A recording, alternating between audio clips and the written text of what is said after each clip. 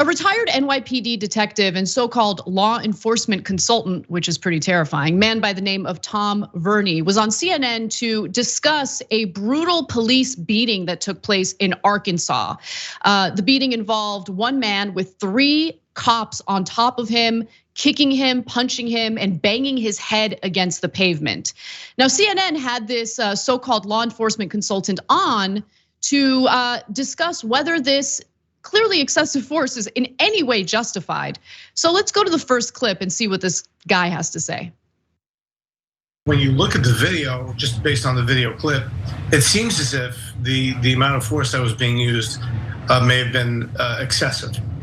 Police across the United States are trained in the use of force and what level of force is appropriate for the incident at hand. Now, as was reported, we don't see what happened leading up to that. And in the video itself, you can see that the suspect is not complying with the officers. He's moving around, he's not allowing them to place handcuffs on him to secure him to be able to be transported. So, plain devil's advocate, when someone is resisting arrest and they are refusing to comply with the police, what happens is that escalates that situation to where now police have to amp up their level of force from verbal commands to some level or varying levels of physical force or other levels.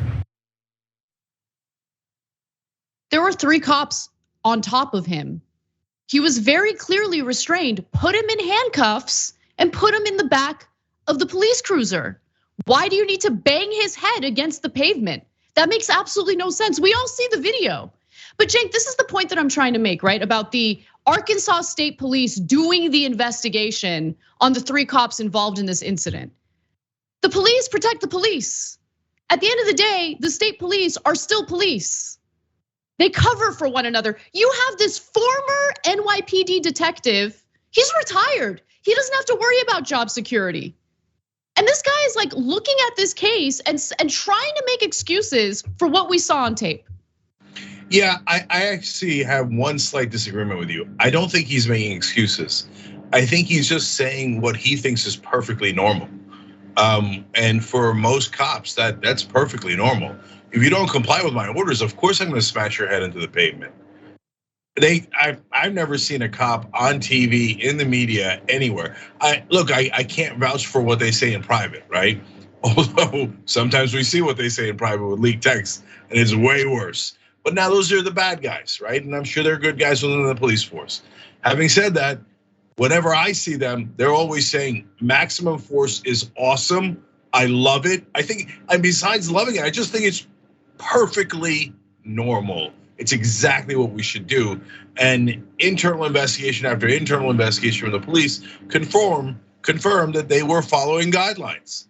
They kind of do teach them to do that. Maybe not smash their head into the pavement, but subdue them by significant force. And if you're a cop out there and you're pretending they didn't teach you that, come on, get the F out of here. Even you don't believe that.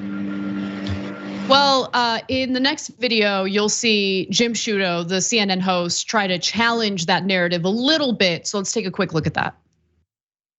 Forgive me, because when I watch that video, and I've watched it a number of times, some of the movement I see the suspect doing is to cover his head. And I wonder, as you know better than us, there is training, not just in level of force, but tactics, what specific means of force officers can and should use to subdue a suspect. And I'm asking, you see the multiple punches to the head, and then, and I'm gonna let this continue, as disturbing as it is, there's a point at which one of the officers appears to be banging his head on the pavement. Is that tactic taught, and right there, is that tactic taught in any police training to subdue a suspect?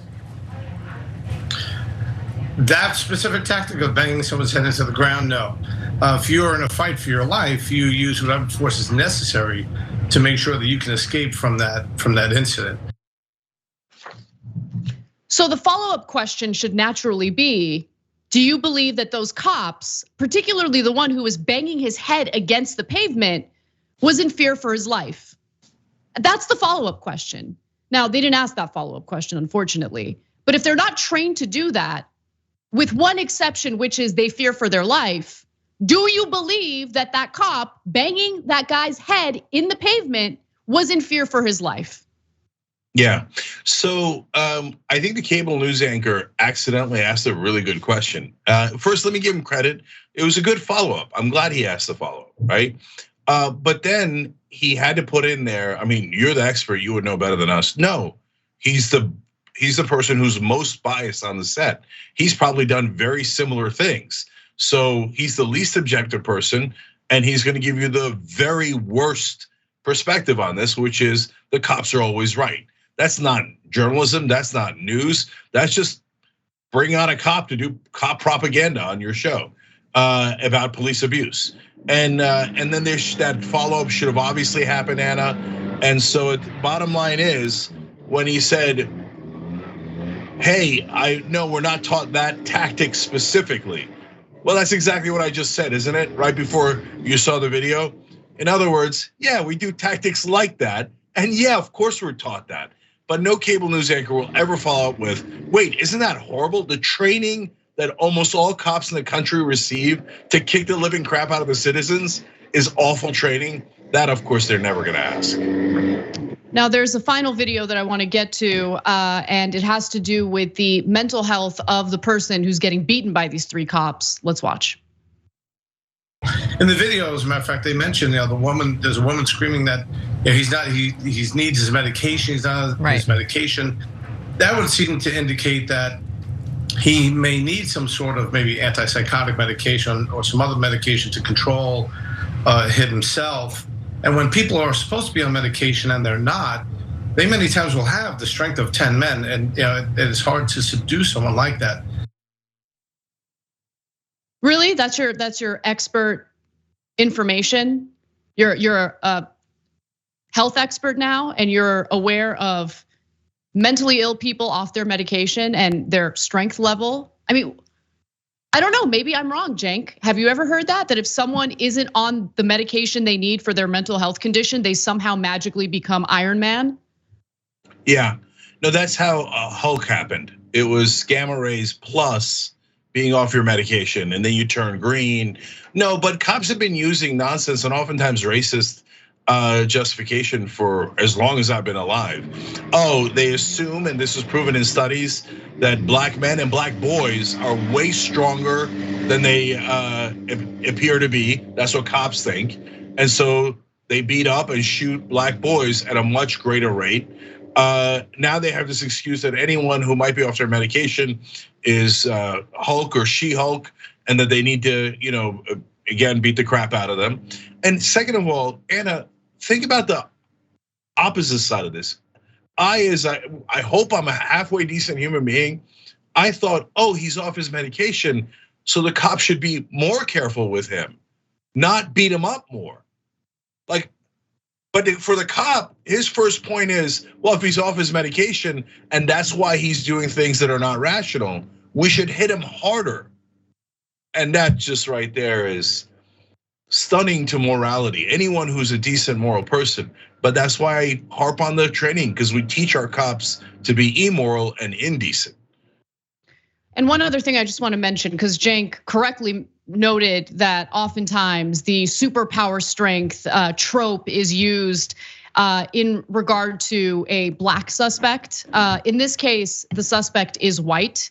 So as far as we know, there is not a racial component here, but it doesn't matter. I mean, he's using the exact same ridiculous argument of, oh, what could we do? These 3 cops were just outmanned by this one individual who was on the ground face down with 3 of the cops on top of him. It's a ridiculous argument to make, but he makes it on national television nonetheless. Thanks for watching the Young Turks, really appreciate it. Another way to show support is through YouTube memberships. You'll get to interact with us more. There's live chat emojis, badges. You've got emojis of me, Anna, John, JR. So those are super fun. But you also get playback of our exclusive member-only shows and specials right after they air. So all of that, all you gotta do is click that join button right underneath the video. Thank you.